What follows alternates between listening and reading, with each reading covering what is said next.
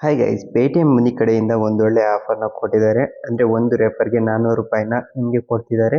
So ಯಾವ terms and condition ಮೇಲೆ ಈ 400 ರೂಪಾಯಿನ ನಿಮಗೆ ಕೊಡ್ತಾರೆ ಅಂತ ವಿಡಿಯೋದಲ್ಲಿ ಪೂರ್ತಿಯಾಗಿ ತಿಳಿಸ್ಕೊಡ್ತೀನಿ. ಹಾಗಾಗಿ ವಿಡಿಯೋನ ಪೂರ್ತಿಯಾಗಿ ನೋಡಿ.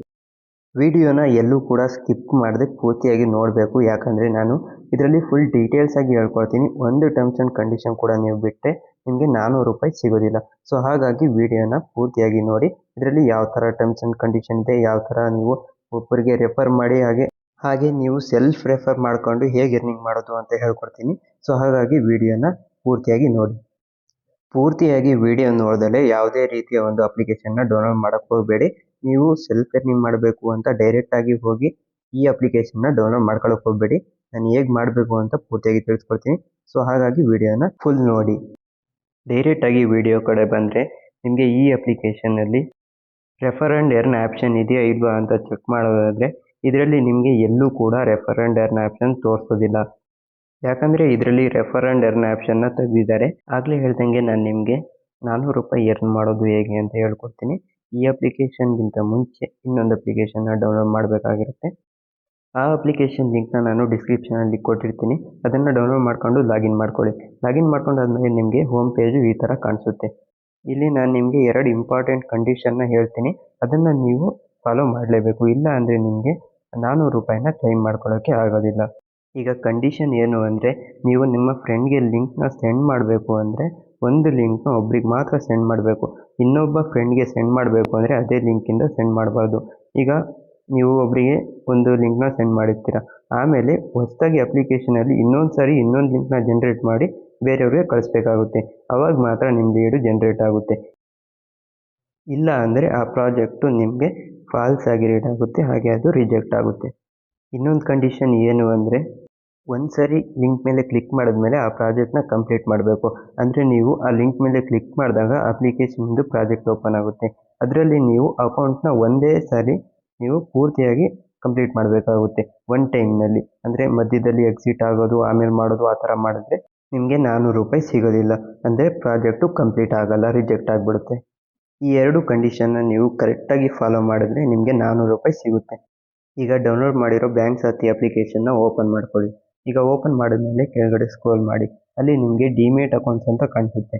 ಅದ್ರ ಮೇಲೆ ಕ್ಲಿಕ್ ಮಾಡಿದಾಗ ನಿಮಗೆ ಒಂದು ಪೇಜ್ ಓಪನ್ ಆಗುತ್ತೆ.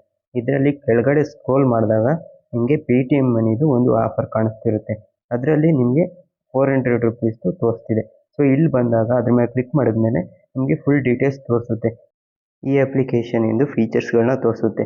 ಹಾಗೆ ಇದರಲ್ಲಿ ಯಾವುದೇ ರೀತಿಯ ಆ್ಯನ್ಯುವಲ್ ಮೇಂಟೆನೆನ್ಸ್ ಚಾರ್ಜಸ್ ಇರೋದಿಲ್ಲ. ಹಾಗೆ ನಿಮಗೆ ಯಾವುದೇ ತರಹದ ಬ್ಯಾಂಕಿಂದ ದುಡ್ಡು ಹೋಗುವಂಥದ್ದು ಯಾವುದೇ ಪ್ರಾಬ್ಲಮ್ ಆಗೋದಿಲ್ಲ. ಇಲ್ಲಿ ಕೆಳಗಡೆ ಶೇರ್ ಟು ಕಸ್ಟಮರ್ ಅಂತ ಇದೆಯಲ್ಲ, ಅದ್ರ ಮೇಲೆ ಕ್ಲಿಕ್ ಮಾಡಿದ್ರೆ ಒಂದು ಲಿಂಕ್ ಜನ್ರೇಟ್ ಆಗುತ್ತೆ. ಅದರಿಂದನೇ ನಿಮಗೆ 400 ರೂಪಾಯಿ ಸಿಗೋದು. ಇಲ್ಲಿ ಹೋಮ್ ಟು ಸೇಲ್ ಮೇಲೆ ಕ್ಲಿಕ್ ಮಾಡಿದಾಗ ನಿಮಗೆ ಎಲಿಜಿಬಿಲಿಟಿ ಕ್ರೈಟೀರಿಯಾ ತೋರಿಸುತ್ತೆ. 18 ವರ್ಷದ ಮೇಲಾಗಿರಬೇಕು, ಹಾಗೆ ಕಸ್ಟಮರು ಪ್ಯಾನ್ ಕಾರ್ಡ್ ಹಾಗೆ ಆಧಾರ್ ಕಾರ್ಡ್ನ ಹೊಂದಿರಬೇಕು. ಇಲ್ಲಿ ಮೇಲ್ಗಡೆ ಮೈ ಸ್ಟೇಟಸ್ ಮೇಲೆ ಕ್ಲಿಕ್ ಮಾಡಿದಾಗ ನಿಮಗೆ ಇಲ್ಲಿ ತೋರಿಸುತ್ತೆ ದುಡ್ಡು ಎಷ್ಟು ದಿನದಲ್ಲಿ ಬರುತ್ತೆ ಅಂತ. ಇಲ್ಲಿ ನೀವು ಬರೀ ಅಕೌಂಟ್ ಓಪನಿಂಗ್ ಮಾಡಿಸೋದಲ್ಲ, ಅಕೌಂಟ್ ಓಪನಿಂಗ್ ಮಾಡಿಸಿ 15 ದಿವಸದ ಒಳಗಡೆ ನೀವು 100 ರೂಪೀಸ್ನ ಟ್ರೇಡ್ ಮಾಡಿಸ್ಬೇಕು. ಆ ಟ್ರೇಡಿಂಗ್ ಅಮೌಂಟ್ನ ಮತ್ತೆ ವಾಪಸ್ 100 ರೂಪಾಯಿನ ಅದು ಮತ್ತೆ ವಿತ್ಡ್ರಾ ಮಾಡ್ಕೋಬೋದು.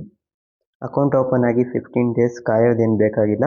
ಅಕೌಂಟ್ ಓಪನ್ ಆಗಿದ ನೆಕ್ಸ್ಟ್ ಡೇ ಅಥವಾ ಅಕೌಂಟ್ ಓಪನ್ ಆಗಿದ ನೆಕ್ಸ್ಟ್ ಡೇನೇ ನೀವು ಇನ್ವೆಸ್ಟ್ ಮಾಡ್ಬೋದು. ಅಂದರೆ ಪೇಟಿಎಂ ಮನಿ ಅಪ್ಲಿಕೇಶನಲ್ಲಿ ನಿಮ್ಮ ಅಕೌಂಟ್ ವೆರಿಫೈ ಆಗಿದ ನೆಕ್ಸ್ಟ್ ಡೇನೇ ನೀವು ಅದರಲ್ಲಿ ಇನ್ವೆಸ್ಟ್ಮೆಂಟ್ ಮಾಡ್ಬೋದು.